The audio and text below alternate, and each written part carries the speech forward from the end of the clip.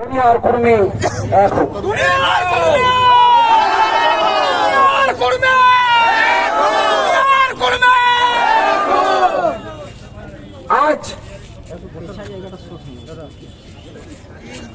আজ অনৈতিক ভাবে গ্রেপ্তার পুলিশি জলজনবাজির বিরুদ্ধে আজ আমাদের বিক্ষোভ মিছিল।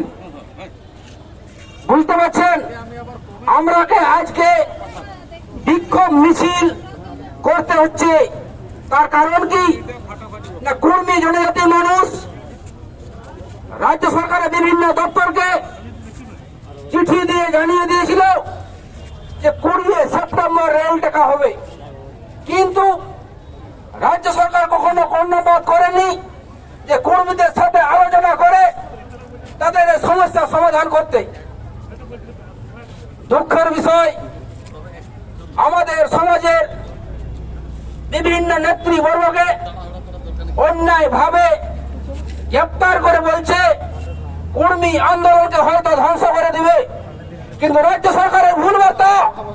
অন্যায় ভাবে কেস দিয়ে কর্মী আন্দোলনকে কখনো দমন করা যায় না। অন্যায় অত্যাচার হবে, যত কর্মীকে কেস দিয়ে গ্রেপ্তার করা হবে, হাজার হাজার কর্মী কিন্তু ঘর থেকে বেরিয়ে আসবে অন্যায়ের প্রতিবাদ করতে। তাই আপনি হুঁশিয়ার হয়ে যান। এটা কিন্তু আজ সামান্য কর্মী জাতির প্রথম রাউন্ডের খেলা আজকে কিন্তু হলো।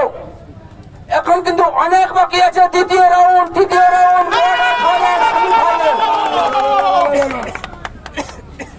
আমাদের মনে হয় হাইকোর্টকে সম্মান দিয়ে, সংবিধানকে সম্মান দিয়ে, আমরা জানি সম্মান দিতেও জানি, শুধুমাত্র কর্মী জাতির উপর হাইকোর্টের রায়কে ফলন করা হয়।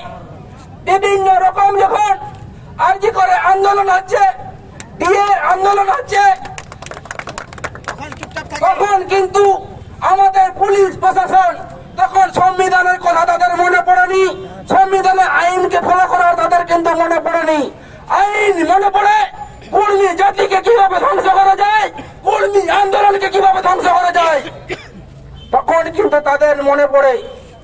দুঃখের বিষয়, ফেসবুক মারফতে দেখলাম কর্সিলাতে একটা ছোট্ট বাচ্চার উপরে দাগ। রক্তটা বন্ধু গরম হয়ে যায়। যতদিন বাঁচবো ততদিন এই প্রতিবাদ কিন্তু একদিন না একদিন হবে। যতদিন বাঁচে থাকবো তার আগের দিন পর্যন্ত এই আন্দোলন রক্তের মধ্যে আছে বন্ধু। এই আন্দোলন কিন্তু রক্ত শিরায় শিরায় আছে। এই আন্দোলন কিন্তু এত সহজ জিনিস নয়।